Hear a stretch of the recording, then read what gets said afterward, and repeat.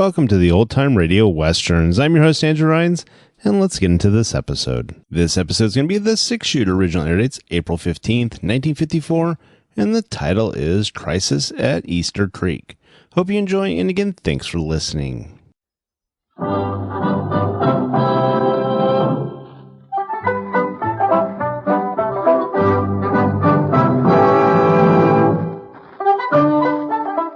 In a moment, you'll hear James Stewart as the 6-shooter, just one of many fine programs brought to you each week on NBC. Tomorrow night, there's top comedy entertainment with The Bob Hope Show, The Phil Harris-Alice Faye Show, and Can You Top This with Senator Ford. Bob Hope delivers rapid-fire comedy routines, while Phil Harris and Alice Faye bring both mirth and music. It's a great Friday night lineup of comedy programs, all of them heard only on NBC. James Stewart as the 6-shooter.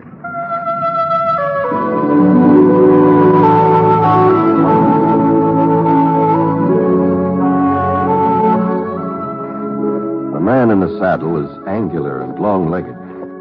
His skin is sun-dyed brown. The gun in his holster is gray steel and rainbow mother of pearl. Its handle unmarked. People call them both the 6-shooter.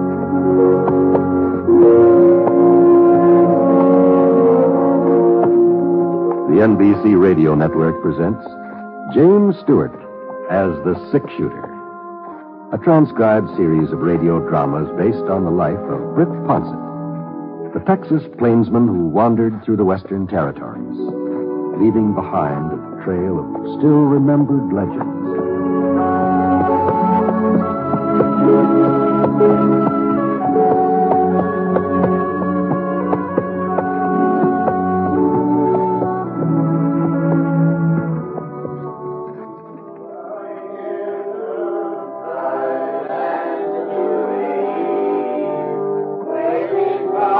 Attended a Tuesday evening choir practice in quite a spell, but when Reverend Broom stopped by the Tropical Ranch where I was working and asked me if I could manage to take part in this week's rehearsal, well, I sure couldn't see how to do any harm, so bringing in the sheaves, we shall come rejoicing, bringing in the sheaves. Anyhow, there we are. About 10 of us all gathered around at John Farley's General Store, it was. You see, the town of Easter Creek didn't have a regular church building yet. They held their services and social affairs in the Mercantile while they went ahead trying to raise money to put up a community church. It was during the second verse of Bringing in the Sheaves that things started sounding a little peculiar, sort of like the voices and the music were sort of traveling different trails. At first I thought it was me. I never have been exactly what you'd call melodious, but then the other folks were beginning to have their troubles too. And holy smokes, it just was getting terrible. And finally, Mrs. Peebles, she was the organist, she just threw up her hands and stopped even trying to play. I simply can't. No, Elvira. Heaven knows I've tried. I've done my best. But this organ just won't play anymore. Well, we'll have Mr. Farley take another look at it, Elvira. I'm sure he'll be able to get it back into shape. There's nothing Mr. Farley can do. Or anybody else. It's plain wore out. You can't expect a thing to last forever. Oh, no, of course Seems not. to me that after all this time, something could have been done about buying a new organ. When I donated this one to the congregation, I didn't suppose I'd have to go on playing it all the rest of my life. But apparently that's what's expected. No, there's no need to upset yourself, Elvira. Well, I can't help being upset. I say I can't help it. How do you think I feel every Sunday? All those sour notes, and that wheezing and whining. Folks are beginning to think that it's me, that it's my playing. No. Well, I've been humiliated for the last time, and I won't go through it again. But Elvira, we gotta have music for Easter service. Music? Well, you certainly don't call that music, do you? Good night, Reverend Broom. All right, everybody. Give me your attention, please. Attention, folks. Quiet down now, please. Quiet down. It appears that matters have come to a serious crisis. It's bad enough for a town by the name of Easter Creek not to have a proper building for Easter services. But to be without an organ and an organist, well, it's a disgrace, a positive disgrace. Now, we mustn't blame Miss Peebles. That instrument has seen its best days, there's no doubt about it. So I propose that we take immediate steps to purchase a replacement. Just one thing, Reverend Broom. Yes, Sheriff. Where's the money coming from? Well, now I've given that matter serious thought, Sheriff Appleton, and there seems to be only one possible solution to the problem. We'll just have to borrow from the building fund. That's sort of like robbing Peter to pay Paul, isn't it? No, not exactly. Seeing as how we haven't reached our $1,000 goal anyway, well, the money's just sort of lying there. No, I don't know about that. Just how much do you figure a new organ will cost, Reverend Broom? Well, I've done some investigating in the field, Mrs. Appleton. Last month, when Elvira's foot went through the pump pedal, it seemed like the situation was coming to head. The church over to Whitefield purchased a new organ just last Christmas, and they're willing to sell us their old one. It's used, of course, but it's still in excellent repair. And they're only asking $95. No. I'm afraid that's a bit more than we can afford, Reverend. We must have at least $95 in the building fund. We've been putting money aside for the last year. No, we ain't. We got $42.50. That's the total. Up to and including $3.65 from the Cake Bazaar a month ago. $42.50? Yep. I just had no idea. We're shy over $50 from what it would take to buy the organ. And there just isn't any way we could raise it. Not between now and Easter. Now. We mustn't give up. After all, we only need the $50. $52.50. Yes, exactly. Let's see. There was just someone who could take a firm grip of the situation. A man who... Mr. Ponset. Yes, Reverend. Mr. Ponset, I know you aren't a regular member of our congregation, and you've only been in our midst a few months. But... Well, I sure be glad to donate what I can to the cause, Reverend, but I'm afraid it'd only be a drop in the bucket. Oh, a donation wasn't exactly what I had in mind. Oh? I think perhaps you can be of more service in another fashion. Ladies and gentlemen, I propose that we appoint Britt Ponset, a committee of one to take charge of the organ raising. Now, hold on a minute here, Reverend Broom. We all know that you're a man of strength and determination, Mr. Ponset, that you inspire confidence, and we trust generosity.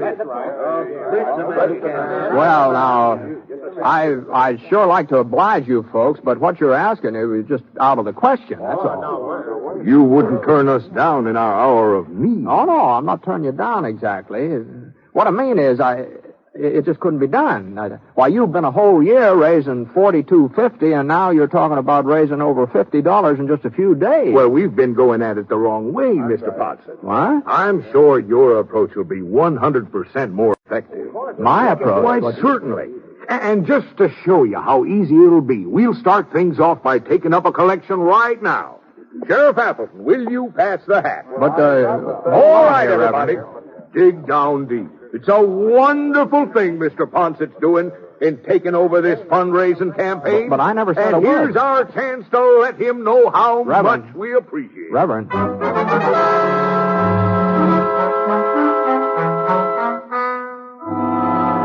Well, the sheriff finished passing the hat and poured it out on the table, and Reverend Broom counted it, $2.50.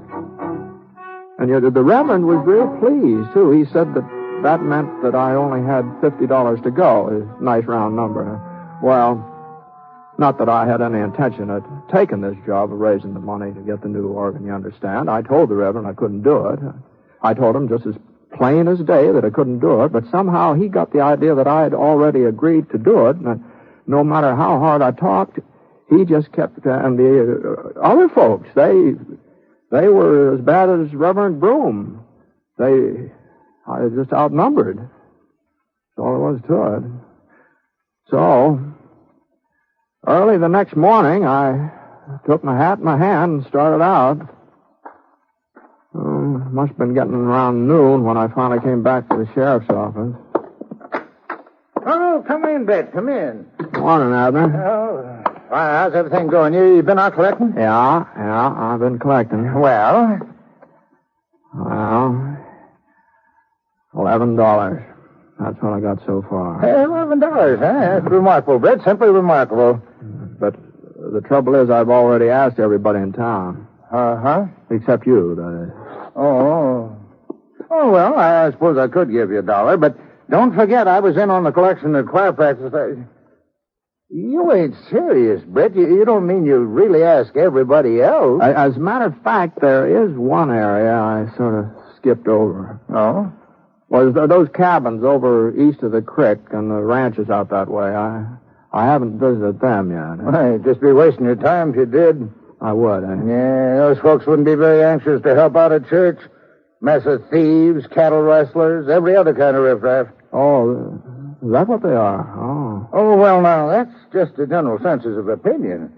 Of course, if I could know for certain that we had any actual outlaws living around Easter Creek, if I was positive, that is, well, it'd be my duty to arrest them. I see. Uh-huh. But the fact is, they ain't caused any trouble here in town, none of them. I can't go around arresting people on rumors. Well, can I, Britt? Yeah. I understand Red Eye Kirk has a place somewhere east of town. Is that right? That's hearsay, Britt. Pure and simple hearsay. Oh, I see. Why, you don't think I'd let a notorious gunfighter like Red Eye live right here under my nose, do you? Well, it's too bad he's not in these parts. Oh? No, I was thinking I might like to pay him a little visit. Well, what on earth for? Well, as long as he's not in the neighborhood, I guess it doesn't matter. Kind of a shame, though. Oh, well, now, if you're really anxious to... what I mean is... Britt, they do say there's a fellow who somewhat resembles Red Eye. He's got himself a cabin just this side of Deer Mountain. Just this side of Deer Mountain, huh? Now, wait a minute, Britt. Wait a minute. What in Sunday do you want to get mixed up with Red Eye Kirk for? What's he got to do with raising money for a new organ? Well, he probably won't have anything to do with it, but it's just that I don't want to leave any stones unturned, you see. So long, Abner.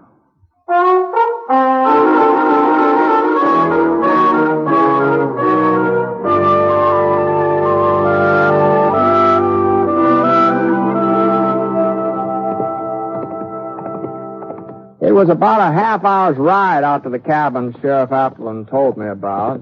Not much of a cabin, though. Just a shack at the foot of Deer Mountain with a corral off one side. There sure were a lot of different brands on the horses in that corral. Well, I pulled up in the yard about 15 feet from the cabin door. Whoa, Scott. Whoa. For a minute, it didn't seem like there was anybody at home.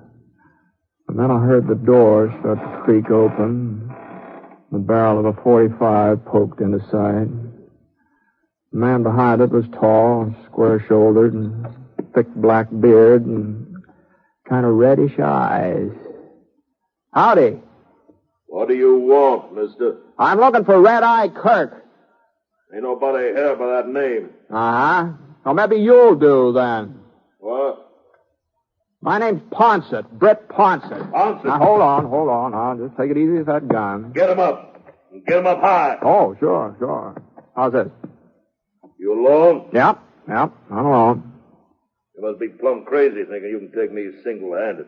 No, I'm not interested in taking you, Red Eye. I told you that ain't who I am. Oh, that's right. Yeah, that's right. Yes, you did. Yes, that's right.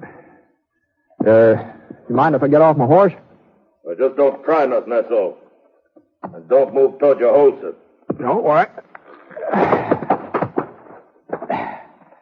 That's close enough. Sure. Now, what are you doing out here, anyway?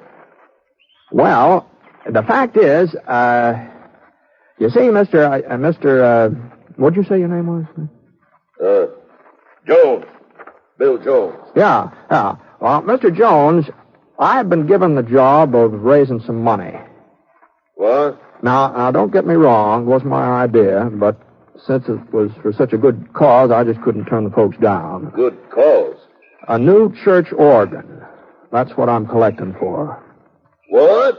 Now, you see, the one that Reverend Broom's congregation has been using, it sort of gave up the ghost last night, and what with Easter coming on, Are you joshing me, mister? No, of course I'm not. You mean you're out here trying to raise money so you can buy a church organ? That's right. Go on. Get moving before I take a shot at you. You won't give me a hand, huh? I wouldn't give you 5 cents for every church organ west of the Mississippi River. Now, it wasn't your money I wanted. What? No, it wasn't that at all. What the devil did you come around bothering me for? Well, I was thinking that you're a pretty influential man with some of the folks hereabouts. They've told the mark if I tell them to. You can bet on that. Yeah, well, that's just the impression I got. So what? Well, it seemed to me that if I was to go moseying around these parts alone, some of your friends might not look too kindly on the idea of giving me donations. They sure wouldn't. But on the other hand, if we were to approach them together as a kind of a team, you might say. A team? That's the general idea, yeah. You want me to go along with you? I sure would appreciate it if you would. And help you raise money for a church organ? That's right. Well, I'll be... Me taking up a Sunday school collection. Well, that's the doggonedest notion anybody ever had. What do the boys think, huh? Jack Denton, Wisconsin Billy? Why, it'd be almost worth it just to see their faces. You sure got a sense of humor, Ponset. And you know something, this here crazy scheme of yours, I'm going to take you up on it. You know something, Mr. Jones? What? You know something? I kind of thought you would.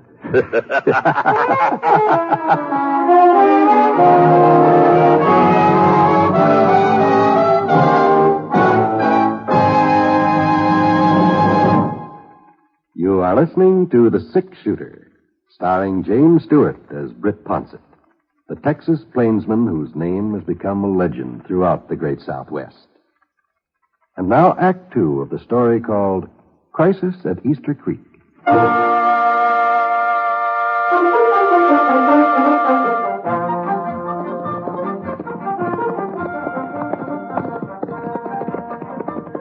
Well, the first place we came to was a farmhouse about a quarter of a mile south of Red Eye's cabin.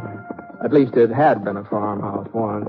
There sure wasn't any crops growing in the vicinity now. The porch sagged off at a slant, and the windows were stuffed full of papers and rags.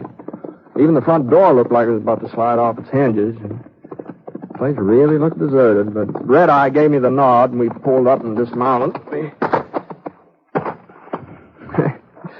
Old Red Eye, he had a great big grin as white as a full moon spread all over his face. Been there ever since we started off. Hey, Denton! Get out here, Denton! It's me, Red Eye. Well, well, I guess you know who I was anyway, didn't you? Well, I had a pretty good idea. Howdy, Red Eye. What can I do for you? Denton, this here's Britt Ponset. Ponset. Howdy, Denton. Now, don't you worry, Red Eye. Even if he did get the draw on you, he ain't turning you over to no sheriff. Oh, put your gun away, Denton. Huh? Use your eyes. Ponset ain't covered me, is he? Then what are you doing riding along with him? Oh, we got us a little project. You explain it to him, Ponset. Well, the fact is we're collecting money to buy a new organ for Reverend Broom. What? That's right, Jack. Oh. Sounds to me like you said money for a new organ. I must be getting loco. I sure ain't going to argue that with you, Denton. Well, come on. Come on, fork over. You mean you're serious, Red Eye? Of course I'm serious. Then he must be holding a gun on you. I ain't got all day, Denton. How much we need, Britt? Well, let's see. 12 from 50, $38. Well, you heard him. Denton? Sure, Red Eye, sure. Now, just let me look in my purse here. Oh, yeah, two $20 gold pieces. How's that? Well, I didn't mean that you had to contribute the whole thing. Just keep the change. Just keep the change. Oh, well, thanks a lot. My pleasure entirely. Was there anything else, Red Eye? No, I guess that'll do it for now. Let's go, Ponset. Yeah, sure. Easy, boy. I'm glad you boys stopped by. Anytime I can, well, you know where to find me. We'll stop at Mike Morgan's place next. That's just down the road. Well, that's mighty considerate of you, Red Eye, but we don't need to make another stop. What? Well, what are you talking about? Well, $38, that's all we needed, you see. Oh. See, the organ's all paid for now. Well, there must be something else the Reverend needs money for, ain't it? Oh, I suppose. Doggone it, Ponset. I'm enjoying myself. And besides, it wouldn't be fair to the rest of the boys if Denton was the only one who got a chance to do a little contributing to charity. Least we can do is stop at Mike Morgan's, seeing as how we're so close. I said, well, whatever you say. Whatever you say, Red Eye.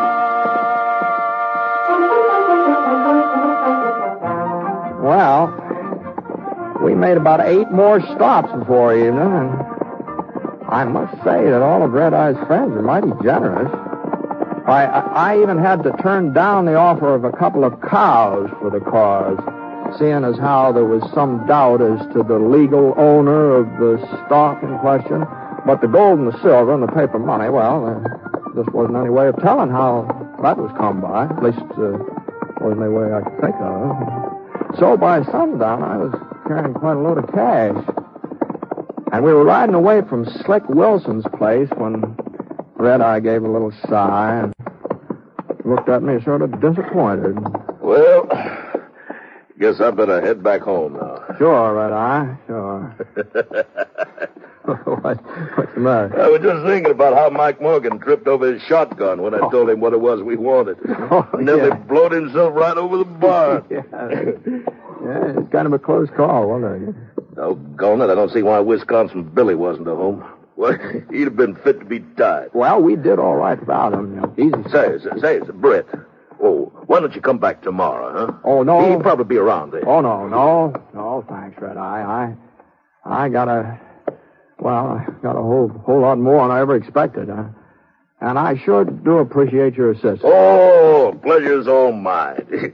Well, good luck. Same to you, Red Eye.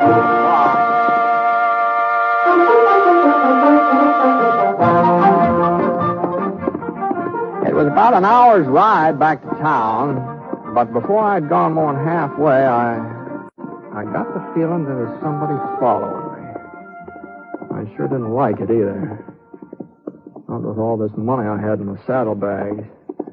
So I gave Scar a little touch of the spur. Come on, boy. Come on, let's go.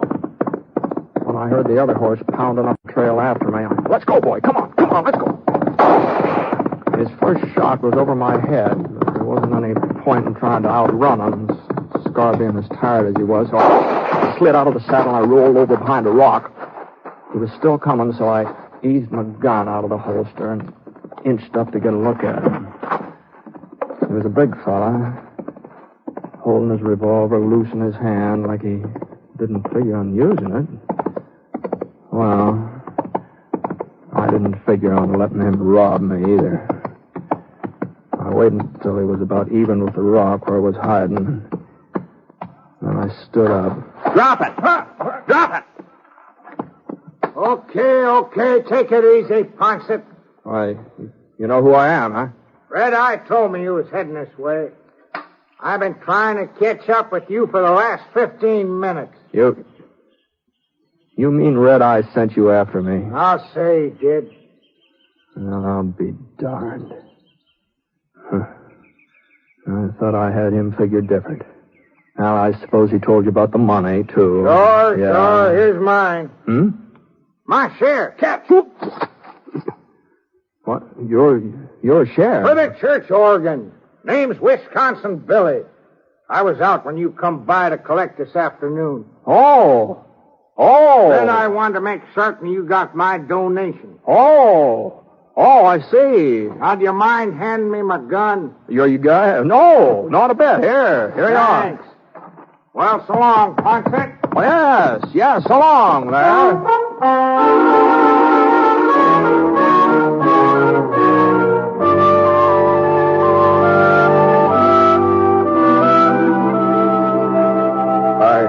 I simply can't believe it, Mr. Ponset. There must be over $1,000 here. Just about, Reverend, just about. Enough for the organ, enough to build a church, too. Yeah? Well... Mr. Ponset. Yeah?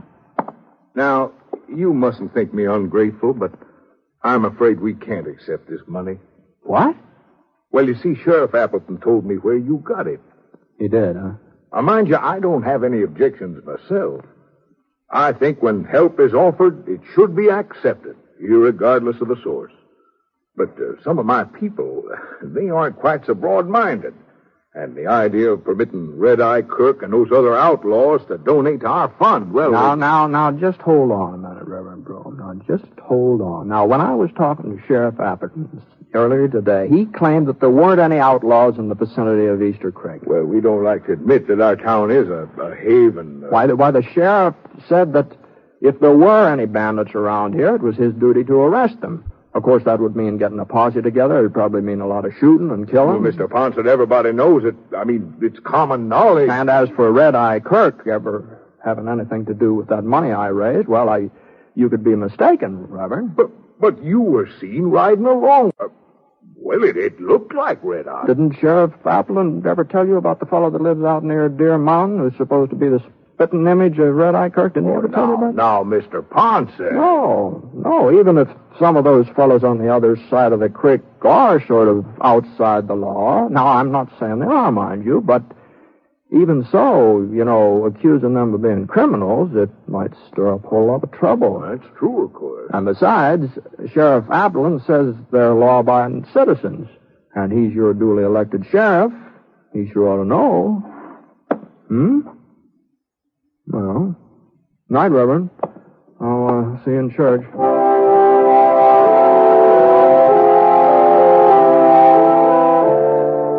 Well, I guess there was a little argument about whether or not to accept the money, but Sheriff Appleton finally convinced folks that they didn't have any right to turn it down. So, by the following Sunday, Easter, the congregation had a new organ. And the service was real well attended, too. Now, some of the folks didn't look like regular churchgoers. But Red-Eye, Mr. Jones, he explained to me afterwards that he and his friends just wanted to make sure their contributions had been put to a good use. I don't know if they've been back since, but you never can tell, Reverend Broom preached a real fine sermon that morning.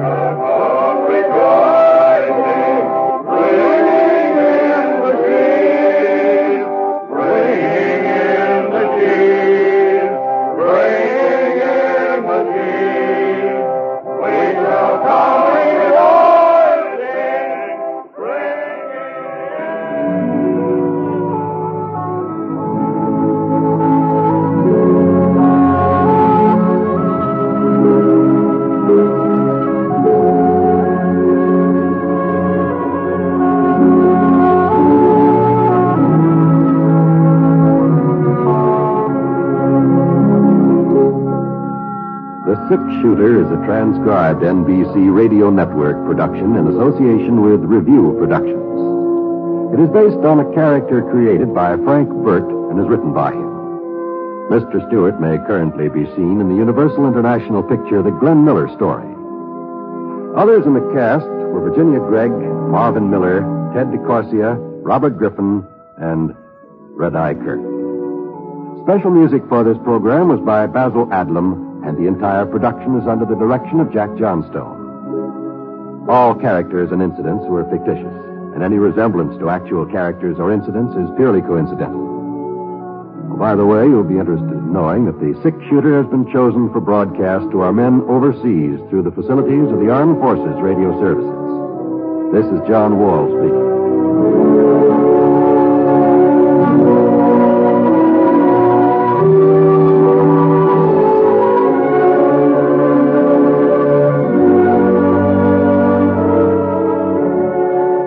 play Truth or Consequences with Ralph Edwards on the NBC Radio Network.